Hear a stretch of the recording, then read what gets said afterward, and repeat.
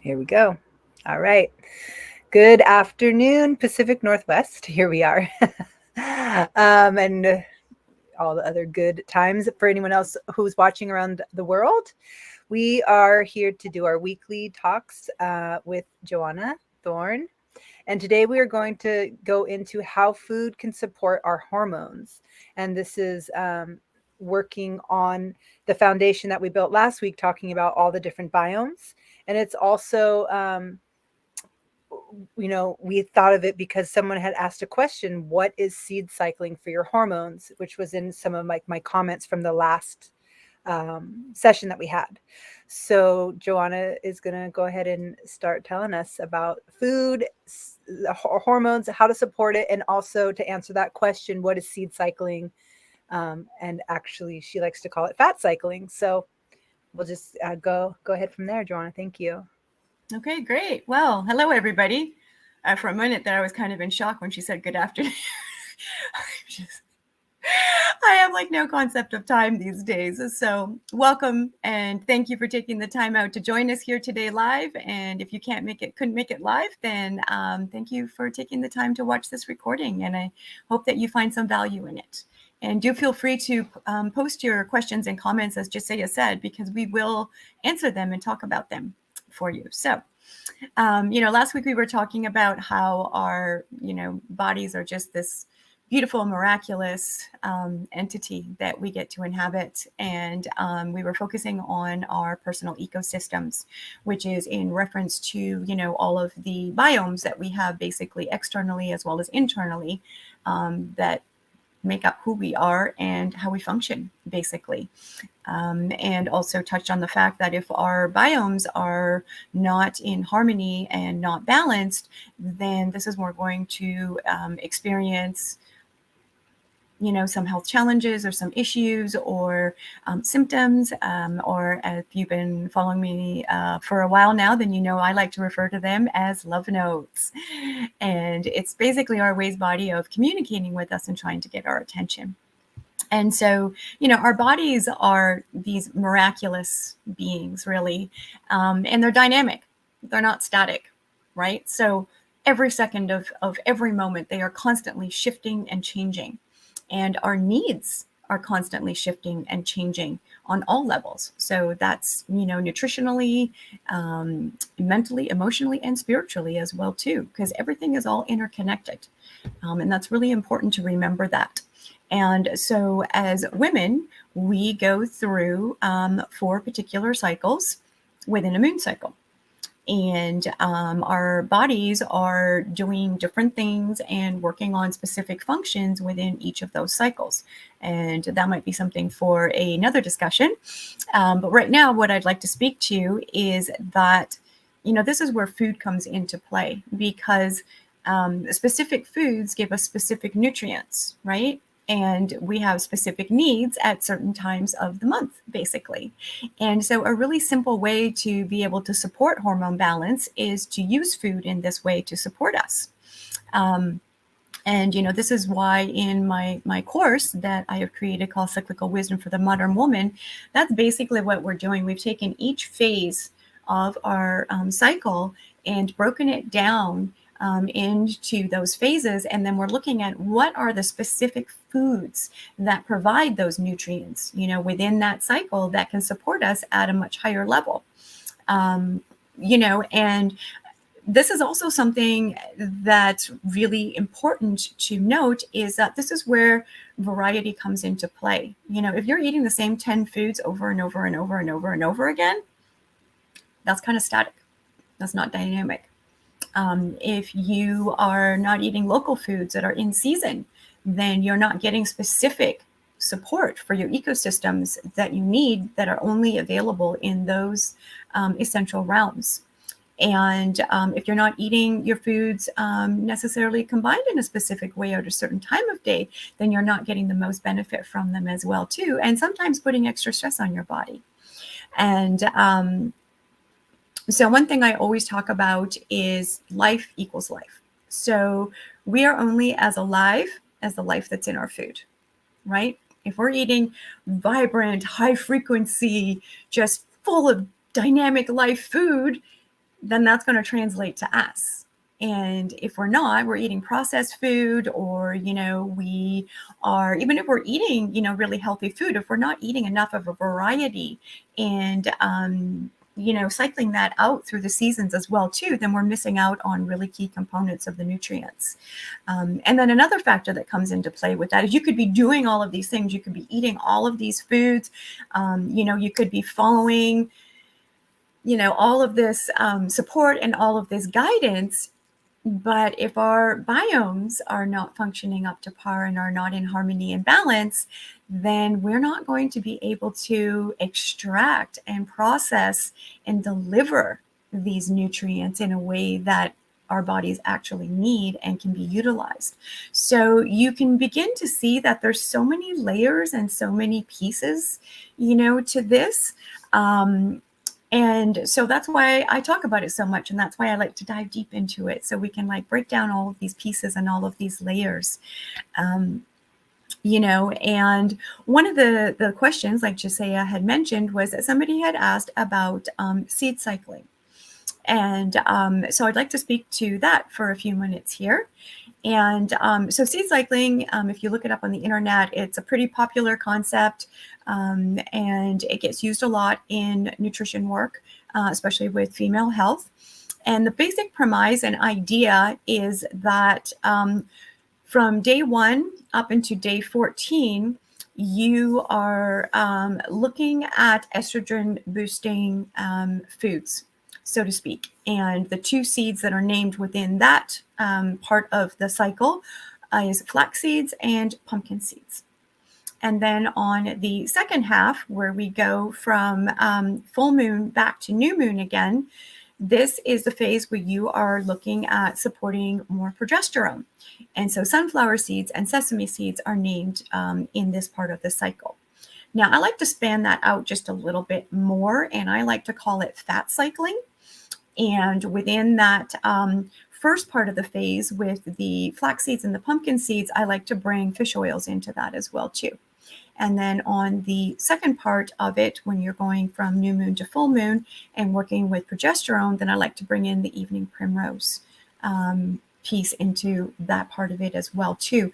And that just gives us a little bit more variety and kind of just widens out the scope of what we are using to support ourselves, within this dynamic or within this thought process here. Something really important to note is that if we are not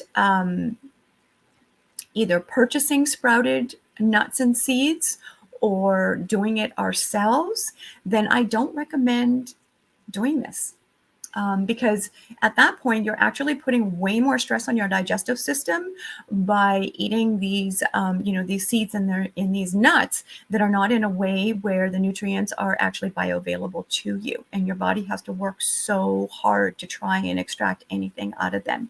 And so what happens is, with nuts and seeds is they have their own defense systems. If you look at, in nature, seeds and just in general, they don't just land on the ground and instantly sprout out and become a plant, right? There's a whole process that needs to happen and that they need to go through in order to make that happen. And so there is these defense systems that are built into them. And so that's why, there's a certain amount of rain and moisture that needs to happen for some. And some of them actually need to be eaten by other animals, go through their digestive system to remove that protection, and then come out again, through the bowel movement, and then be released into the soil and into the earth. Now it's ready after it's received all this water and all the other elements of the sun or the warmth. Temperature plays a huge role. Light plays a huge role. Some do better in light, some need darkness. So you can see there's all these variables that are involved to activate the life within these foods. And that is what we are looking at, and that is what we are speaking to here. And so I really want to preface that and, share that if you are not eating nuts and seeds that are already alive, so to speak, and ready to be digested, then, like I said, that's putting a really big stress on your digestive system. And this can actually wreak more havoc on your biomes and disrupt things as well. Like I said, putting stress on your digestive system. So what that looks at is your body is just working so hard to try and extract something out of this food that you just took in. And it expends all this energy and it's exhausted. And you might, if you're lucky, get like this much out of it. Whereas instead, if this food has been activated first, which is a term that is often used, and just a simple soak and a very small sprout is all that's needed in order to make and allow these nutrients to be bioavailable, at that point, then you're getting like this much nutrition out of it. And your body is like, oh my God, yes, thank you. Now I know what I can do with this. And you aren't ready to fall asleep or pass out after expending all that energy. So now your brain is sharper, you're actually supporting your hormones, and your body has what it needs in order to facilitate that harmony and that balance. And again, we have to first go back to the biomes and make sure that they are functioning and up to level as well too. And if they're not, that's where, eating these unactivated or eating these unactivated nuts and seeds can actually really be more detrimental than helpful. And so, flax seeds in this part of the cycling here, in this first part from new moon to full moon. Now, I keep saying new moon to full moon. So if your cycles are in sync with the planet and its cycles, then your cycle will be starting on the new moon. And moving through in that cycle. If it's not, then, doesn't mean that anything is horribly wrong. It just means that you're not in sync with the planet. And as you work on, supporting hormone balance and supporting yourself to come more back into connection with the planet and working with the circadian rhythms, you will often notice that shift where your cycle comes back into harmony with the moon cycles again as well, too. And so when I'm referring to new moon to full moon, I'm speaking of days 1 through to 14. And as I said, we are looking to support estrogen within this part of the phase. And flax seeds and pumpkin seeds are the two that are highlighted here, along with fish oils. And so flax seeds don't necessarily need to be sprouted ahead of time. But what we do want to do with those is we want to make sure that they are being stored properly. And so I always recommend storing them in glass jars in the freezer, actually, and then only grinding a small amount as you need it per each day, because that prevents the rancidity issue from coming in and creating free radical damage and adding more toxins and putting more stress on the system as well, too. And then pumpkin seeds are the other thing in here. And so pumpkin seeds are definitely ones that you would want to soak and sprout a little bit beforehand in order to activate the nutrition and make it bioavailable to you with ease at a cellular level. So that's the first part. Second part, as we said, is from day 14 all the way until your first bleed day.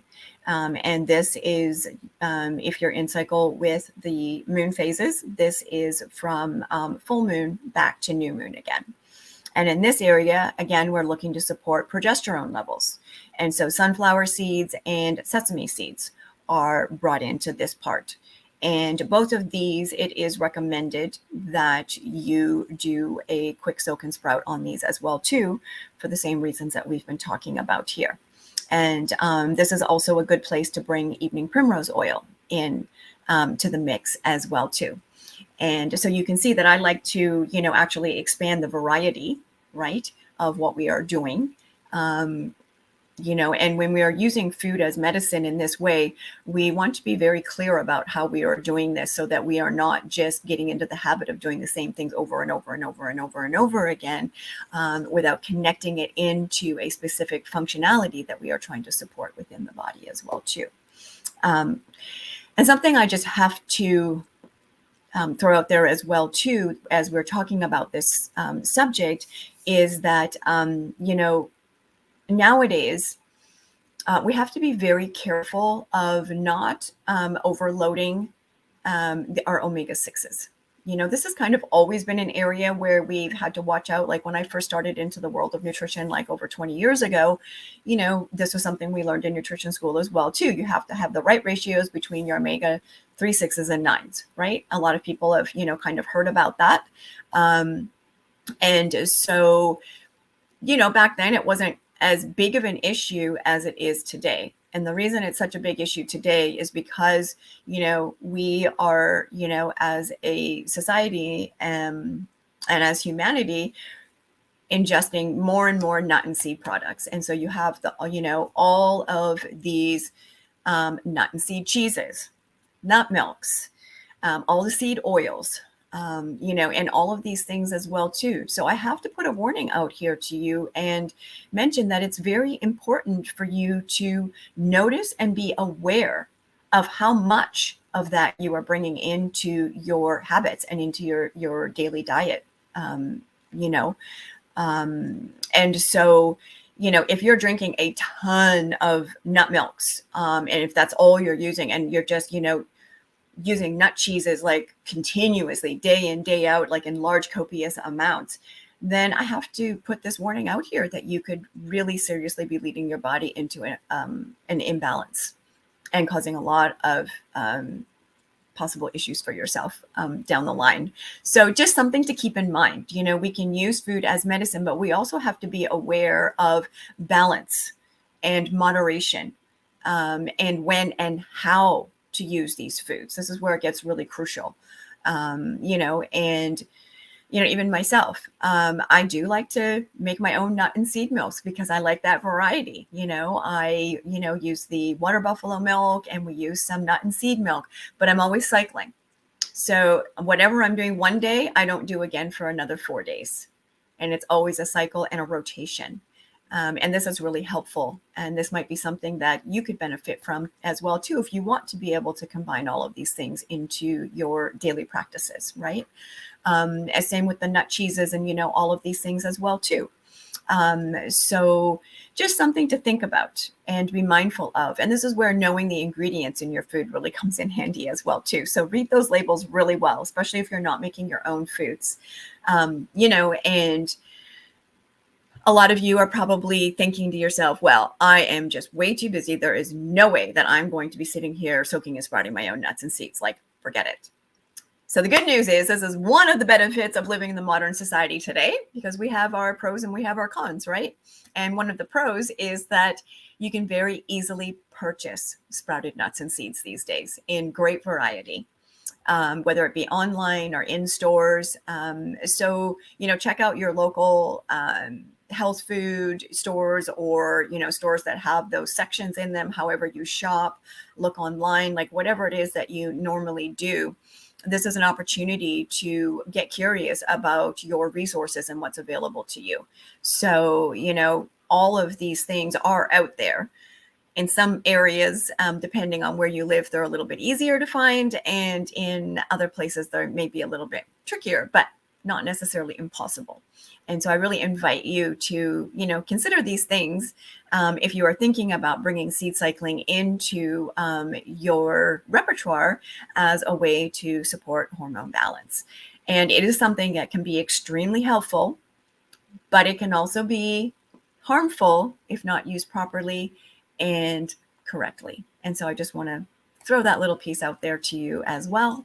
And I think that would be an excellent place to just end that piece and see if there's any questions or any comments. Great. Well, so I just wanted to kind of summarize that basically, if you're interested in doing seed cycling, you can do it, as I was saying before, in mother or crone time. So whether you are currently menstruating or not, you can still be doing this cycling. You follow the new moon. So you either follow your cycle that is currently happening, or you just follow the moon and go within those phases, right? And exactly. And I was just going to say, so I'm postmenopausal, and that's what I do. So I go from new moon to full moon to new moon. So it's actually really simple. It's really easy. It's better than counting days, actually, to just follow the moon cycle. Right. Sorry, go ahead. Yeah, exactly. So that's something for people who are listening, and if you're interested, to do. Also, that there's that seed cycling, but there's also some of those oils and fats that are really important. And as we go through things week after week, I'm sure we'll be discussing fats and good fats. That's something that I started to learn with you. Opening up my world to understanding how important it is to have oils. Go ahead. That just reminded me of something that I had wanted to throw in there that I didn't, was that, I was talking about, cooking with these seed oils. And so that's one place that you can eliminate, these seed oils, is when we actually return to our more traditional ways of using tallows and lards that have been produced from healthy animals in a sustainable and regenerative way. And so by returning to those processes and eliminating, the seed oils in the cooking and in that aspect, really lightens up the load and supports harmony and balance. Right, which is great for people who are not vegetarian or vegan. If they are, what are your suggestions around that? You've got to be very careful and watch your intake and be very mindful of what you are doing, because it's really easy to go into an overloaded state and an imbalanced state at that point. Right. Right. So the seed cycling and the fat cycling, you have the opportunity to follow your own cycle or follow the moon. And if you are using a lot of other nuts and seeds in your diet, then it's something you want to pay attention to. And one way to help you manage that is to go through rotations. So there's a 4-day rotation. That absolutely was a critical point in helping my own gut and my own healing. And I'm sure Johanna will touch that in the weeks to come, for people who are interested in that.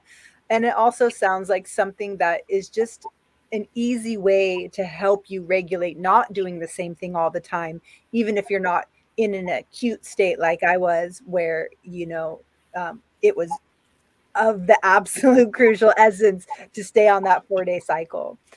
So that's a nice tool to just kind of help you just rotate and have the diversity, Right. which diversity is shown as key in gut health, and it's shown as key in soil health, and it's shown as key in the animal world. So I mean, just I feel like those are some nice, easy tools to help you just keep diversity, and just think about, I never even considered. I thought, well, olive oil is fine enough for me.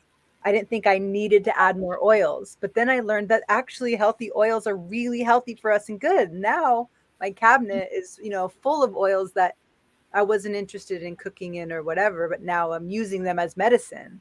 Right. Instead of it just being another thing to cook with or another flavor, it's like that diversity to, keep feeding us in that way. And then the other part I just wanted to summarize, I can't remember. So, but we're kind of at our small little chunk of past 20 minutes. So there's no other questions at the moment. There was, did you want me to put this link in the chat that I have? Oh, yes. Okay. So I wanted to just mention really quickly that I have recently come across the work of Jane Harwick Collins, and I highly recommend checking out her work. She's on Instagram. I believe she's on Facebook, but I follow her on Instagram. Check out her website. But she has developed an app that I recommend every woman use. Like, if you really want to connect your cycles to the planetary cycles and just really anchor back into our innate wisdom and deep connection with this planet, Mother Earth, then this is the app for you. It just blew my mind when I found it, and I was so excited. It's called Spinning Wheels, and Josiah is going to put the link up in here. And it is a beautiful way to not only track your cycles, but to really get to know yourself. And, you can use this app. I'm using it as postmenopausal, because again, just because we're not bleeding doesn't mean we don't have cycles, right? And so it's really important, especially in this phase of our life, as we are in the MAGA phase, moving towards the crone phase, to begin to, it's referred to as the autumn harvest time, right? So this is the time where we're harvesting the things that we have gleaned in our life up to this point and preparing for that winter crone phase, although we're not quite there yet. And so no matter where we are in our journey of maiden, mother, MAGA, crone, this app can support you. There's a free version and there's a paid version at a very reasonable price. And again, this app can really support you to just really get to know yourself in a different way, receive incredible guidance, knowledge, information, and to track your cycles in a way that, ancient women used to. That really puts us back into connection with things. And I really encourage everybody to check out her work as well, too. It is just absolutely beautiful and amazing. And she has a beautiful school called, I think it's called the School of Womencraft. And she has incredible courses on there, as well as on her site, that I highly recommend to every woman out there. So check it out. Cool. I'll write it down there, the School of Womencraft, and we have the link for the app that you're talking about in the chat. Yeah, and that'll take you to her website, so that I believe that's a page on her website. So then you'll kind of already be in there and you can check things out, or just look her up on Instagram. It's Jane Harwick Collins. Great. I'll write that down in here too. Okay. Any last words to wrap up today? No, I think that's it. Perfect. I'm going to just put her name in here. I hope I spelled it right. And, well, thank you so much for today. And, already people in my little biome are talking about biomes. And, we're discussing it and feeling the relevance of it and, seeing the potency. And so that's very cool. Yay. So, and it's nice also, just some last thoughts from me is that it is really nice, for us to just have, how do you say it? Like, these are just, the everyday things, that there's a magic and a way to connect in everyday things. And this is one of the ways to do it, I think, especially when we start to be able to bring ancient wisdom in with, modern science, hence your, everything that you're doing. And I feel like that's really nice. And it gives us an opportunity to connect in more with our food, our kitchens, our products, and especially knowing that we could choose one thing over another for a specific purpose, which is not only to support our bodies, but to also bring us in more alignment with the planet that we live on and in the circadian rhythms. And I think that's pretty cool. So. And it is pretty cool when you start to experience that connection in your life as well, too. We live in a world where we, especially as women, are just so disconnected from our bodies and, our cycles. I mean, these menstruation is a rite of passage, but, that's not often how it starts out for many of us, right? And then motherhood is a rite of passage, whether we birth actual children into this world or not, we are still in our birthing phase within that part, right? And then we come in, so we have the spring, which is the maiden, and that first menstruation. And then we have the summer, which is the mother phase. And then we have the autumn, which is the MAGA phase.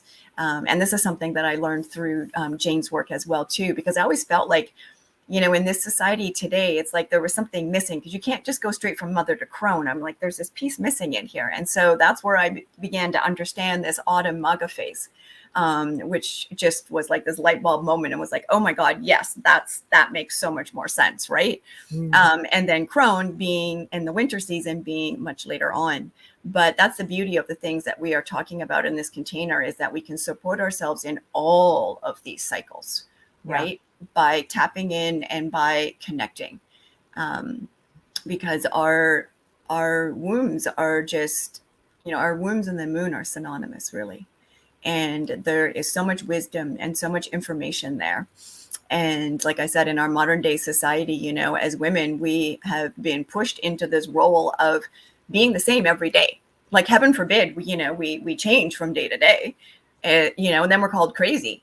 But no, and we're not meant to keep this same like pace like every day either. Like, that's the whole point of being in connection with the moon cycles, is there's a time to, when and during our cycle when we have more energy, and then there's a time when it's time to just step back, right, and to just rest, and that's also diversity. exactly, like it just goes right back to, diversity is shown all the way from the microbes to the soil to our gut to the plant life to the animal life to the cycles of our own selves, that the monotony and the everyday for all things is stagnant.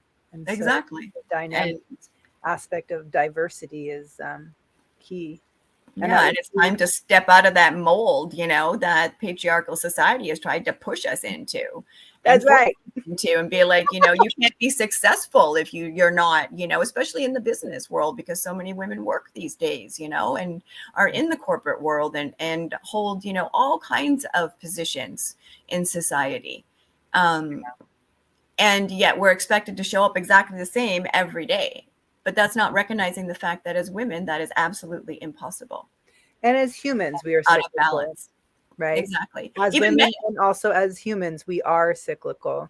Exactly. And so what's nice is, as we're, God willing, transferring out of, the system that's been so insane for so long, even if we're still sort of in it, there are these little microcosms and like smaller biomes that we can have control of, to at least bring us to some element of cycling, if a lot of us still are on that main hard arrow road.